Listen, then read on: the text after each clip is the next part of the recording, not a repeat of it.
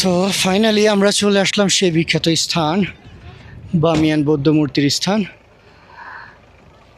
এখানে দেখা যায় কাজ চলমান, জানি না কি জন্য কাজ করতেছে, হতে পারে অন্য কোনো কারণ থাকতে পারে। কারো কারো মতে বলতেছে যে তালেবান সরকার তারা পুনরায় এটাকে রিবিল্ড করার চেষ্টা করতেছে, কারণ এখন যে তালেবান সরকার তারা অত্যন্ত ওপেন মাইন্ড এবং মানে সহানুভূতিশীল ইসলাম, যেটা সকলের জন্য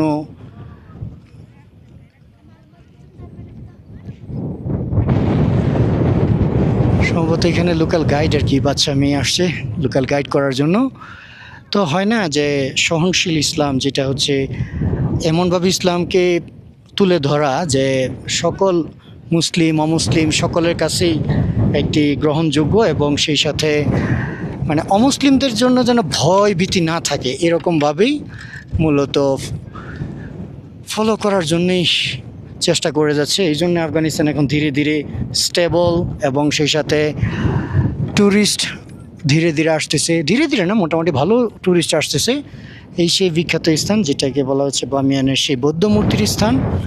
আর ওই পাশে আবার আরেকটা আছে, আর ওই যে ছোট ছোট যে সকল পাহাড়ের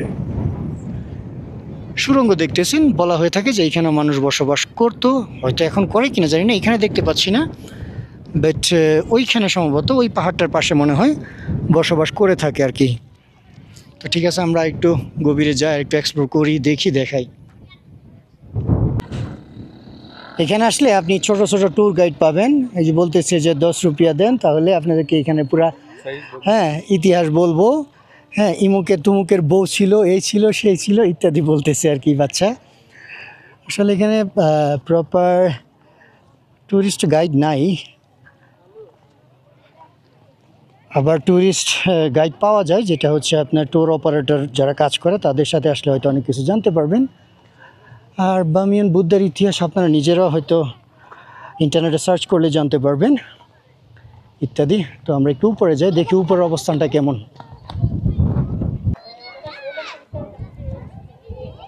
এই হলো সেই বিখ্যাত বামিয়ান বৌদ্ধ মূর্তির সব থেকে নিকটতম স্থান। এখানে দেখেন টোটালি নো এন্ট্রি করে রাখছে,